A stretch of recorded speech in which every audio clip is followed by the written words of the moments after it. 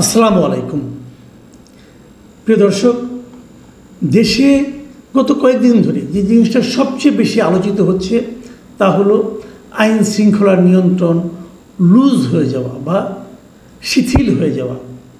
মানুষ যেখানে সেখানে ছোটোখাটো ঘটনা নিয়ে মারামারি করছে, খুনোখুনি করছে, ঘোষণা দিয়ে একটা বাড়িতে হামলা চালাচ্ছে এবং নারী সহ মা সন্তান সহ 3 জনকে পিটিয়ে হত্যা করছে, ধর্ষণ করছে। ধর্ষণের ছবি আবার ফেসবুকে এবং সোশ্যাল মিডিয়ায় ছড়িয়ে দিচ্ছে। সারা দেশে একটা মবের আতঙ্ক তৈরি হয়েছে। পুলিশের যে পুলিশ স্টেশন সেটা ঘেরাও করা হচ্ছে এবং ঘেরাও করে আসামিকে ছাড়িয়ে নিয়ে যাওয়া হচ্ছে, পুলিশ স্টেশন ভাঙচুর করা হচ্ছে। কোথাও আবার দেখা যাচ্ছে একজন লোককে ধরে এনে বলা হচ্ছে এই স্বৈরাচারের অথবা ফ্যাসিস্টের দোষর একে অ্যারেস্ট করতে হবে, তার বিরুদ্ধে কোনো মামলা থাকুক বা না থাকুক সেটাও করতে বলা হচ্ছে। দাঙ্গা হচ্ছে, মারামারি হচ্ছে, অপহরণ হচ্ছে। এগুলো আমরা ব্যাপকভাবে মিডিয়াতে দেখছি, আমাদের আশেপাশে দেখছি। কেবল মিডিয়াতে দেখছি তাই না, কিন্তু মিডিয়া পড়ে আমরা জানছি না, আমাদের আশেপাশেও দেখছি এই ঘটনাগুলো ঘটছে। মানুষ নিরাপত্তাহীনতায় ভুগছে। মানুষ জানে না রাস্তায় বের হওয়ার পর যদি তাকে কেউ কোনো একটা স্বৈরাচারের দোষর হিসেবে ট্যাগ দিয়ে মারধর করে তাকে ফেরানোর জন্য কেউ আসবে কিনা এটা কেউ জানে না। এমন অবস্থায় আজকে প্রধান উপদেষ্টার অফিস থেকে একটা প্রেস ব্রিফিং করা হয়েছে এবং তারা দাবি করছে যে বিভিন্ন মিডিয়ায় অপরাধ বৃদ্ধির যে খবরাখবর আসছে এটা আসলে পুরোপুরি সঠিক নয়। এবং এই বিষয়টা প্রধান উপদেষ্টার যে সামাজিক যোগাযোগ মাধ্যম আছে, ফেসবুক পেজ আছে, সেখানেও এই বিষয়টা উল্লেখ করা হয়েছে, উনিও লিখেছেন। এবং ইন্টারেস্টিংলি হলো সেখানে এর সাপোর্ট হিসাবে তারা পুলিশের দেওয়া দুটো পরিসংখ্যান উপস্থাপন করেছেন। এবং এই পরিসংখ্যানগুলিতে তারা নানা ধরনের চিত্র দেখিয়েছেন।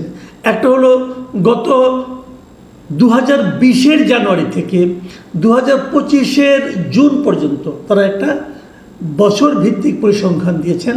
আরেকটা দিয়েছেন যে এই 2024-এর সেপ্টেম্বর থেকে 2025-এর জুন পর্যন্ত প্রতি মাসের একটা হিসাব তারা দিয়েছেন।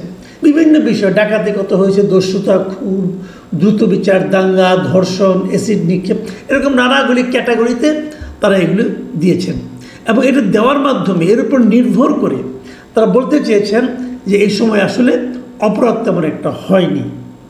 প্রেস ব্রিফিং যেটা হয়েছে সেখানে প্রধান উপদেষ্টার যিনি উপপ্রেস সচিব আবুল কালাম আজাদ মজুমদার, তিনি যে জিনিসটা বলেছেন, আমি কিন্তু দু একটা জিনিস আপনাদের পড়ে শুনুন। উনি বলেছেন গত 10 মাসে বড় অপরাধের ক্ষেত্রে স্থিতিশীলতার প্রবণতা দেখা যাচ্ছে। মানে যে অপরাধগুলি বড় বড় অপরাধ, খুন টুন হাবিজাবি, এগুলোর ক্ষেত্রে স্থিতিশীলতা দেখা যাচ্ছে, মানে বাড়েওনি কমেওনি। আচ্ছা, আর বলেছেন যে 2024 সালের সেপ্টেম্বর থেকে 2025 সালের জুন পর্যন্ত সরকারি অপরাধ পরিসংখ্যানের ভিত্তিতে যে কথাগুলি পাওয়া গেছে, তিনি বলেছেন চলতি বছরের অপরাধের ঘটনা তীব্রভাবে বেড়েছে।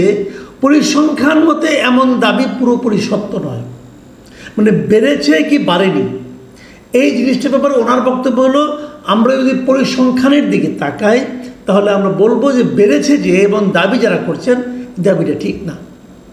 মানে অপরাধ বাড়েনি, এটা আপনাকে বুঝতে হবে পরিসংখ্যানের দিকে তাকিয়ে। পরিসংখ্যান বলছে বাড়ে নাই।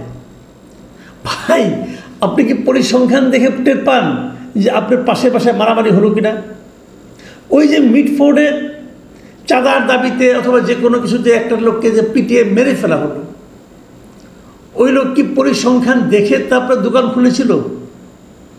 তাহলে তো তার মরার কথা ছিল না।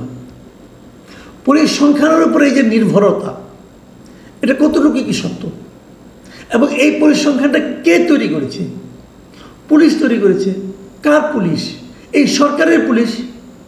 তো সরকারের পুলিশ কি এমন পরিসংখ্যান করবে যাতে সরকার বিব্রত হবে? বাদ দেন এই কথাও। সরকারের পুলিশ যখন একটা খুনের হিসাব করে অথবা দাঙ্গার হিসাব করে, কোন দাঙ্গাগুলি তারা বলতে পারে, যে সমস্ত দাঙ্গায় তাদের এখানে মামলা হয় সেগুলো নিয়ে তারা বলতে পারে। যেগুলো মামলা হয় না সেগুলো কেউ জানে না। কিন্তু মানে পরিসংখ্যান নিয়ে বলার আগে না আমি একটা কথা বলার লোভ আসলে সামলাতে পারছি না। অনেক আগের কথা, আপনার মার্কিন সাহিত্যিক ছিলেন, বিখ্যাত সাহিত্যিক, যাকে নাকি অনেকেই রসিকতার জন্য খুব বিখ্যাত বলেন, তিনি হলেন মার্ক টোয়েন। মার্ক টোয়েন একটা কথা বলেছিলেন। উনি বলেছিলেন, উনি আসলে নিজের নামে বলেননি, উনি দাবি করেছিলেন যে ওই সময় যে ব্রিটিশ প্রধানমন্ত্রী ছিল বেঞ্জামিন ডিসরেলি, তিনি নাকি কথাটা বলেছেন বলে মার্ক টোয়েন দাবি করেছিলেন। তবে ডিসরেলি কথা বলেছেন এমন কোনো প্রমাণ কখনো পাওয়া যায়নি, কাজে লোকে এটাকে মার্ক টোয়েনের বাণী হিসাবেই মানে। তিনি বলেছিলেন আসলে there are 3 kinds of lies, 3 ধরনের মিথ্যা আছে। কি কি? Lies, damned lies and statistics. যদি বাংলায় বলি মিথ্যা, 3 ধরনের মিথ্যা আছে। একটা হলো মিথ্যা, একটা হলো জঘন্য মিথ্যা, আর একটা হলো পরিসংখ্যান। পরিসংখ্যান দিয়ে অনেক মিথ্যাকে এস্টাবলিশ করার চেষ্টা বিভিন্ন সময়ে বিভিন্ন সরকার বিভিন্ন দেশের ক্ষমতাধররা করার চেষ্টা করেছেন, কিন্তু এই পরিসংখ্যানের উপর বেশি নির্ভর করা ঠিক না। ডক্টর ইউনূস তার পেজে যে পরিসংখ্যানগুলো উল্লেখ করেছেন, সেই পরিসংখ্যানগুলো উল্লেখ করার সময় উনি কি জানতেন না যে পরিসংখ্যানটাকে আসলে যে এক ধরনের মিথ্যা হিসেবে সাধারণ মানুষের কাছে প্রতিভাত হয়? তা উনি পরিসংখ্যানের উপর ডিপেন্ড করলেন কেন? মানুষের জীবনযাপনের উপর কি দেখছি আমরা, এটাকে প্রত্যেকটা মানুষ নিজেরাই জানেন না? জানেন তো। তাহলে আমি ভালো আছি কি নাই, এটা আপনি প্রধান উপদেষ্টা পরিসংখ্যান দিয়ে আমাকে প্রমাণ করবেন, নাকি আমি নিজেই আমার গায়ের চামড়া দিয়ে টের পাবো যে আমি ভালো আছি কি নাই? আমি ভয়ে আছি না আনন্দে আছি, এটা তো আমি রাস্তায় বের হলেই টের পাই। আপনি কি পরিসংখ্যান দিয়ে প্রমাণ করবেন যে আমি খুব নিরাপদের মধ্যে আছি? বাজারের জিনিসের দাম বাড়লো কি বাড়লো না, যখন আপনি বাজার করতে যান তখনই আপনি জানেন। আপনি বাজারে যে একটা জিনিস কাঁচা মরিচের দাম গত কয়েকদিনে 250 টাকা করে বেড়ে গেছে, আপনি গেলেন বাজারে, বাজার থেকে আসলেন এবং বাণিজ্য উপদেষ্টা পরিসংখ্যান দিয়ে প্রমাণ করলেন যে কাঁচা মরিচের দাম আসলে কম, করতেই পারেন, কিন্তু সেই প্রমাণটাকে আপনার ঘরের শান্তি ঝালের শান্তি ফিরে আনবে না তো। তো এই সমস্ত পরিসংখ্যান যখন দেওয়া হয় তখন বুঝতে হবে আসলে ওনাদের আর কিছু বলার নাই, আর কোনো লজিক নাই। যখন লজিক না থাকে তখন এই ধরনের পরিসংখ্যান ভিত্তিক তত্ত্ব এবং তথ্য দেওয়ার প্রবণতা বেড়ে যায়। আমরা সরকারকে অনুরোধ করব, ভাই পরিসংখ্যানের হিসাব বাদ দেন।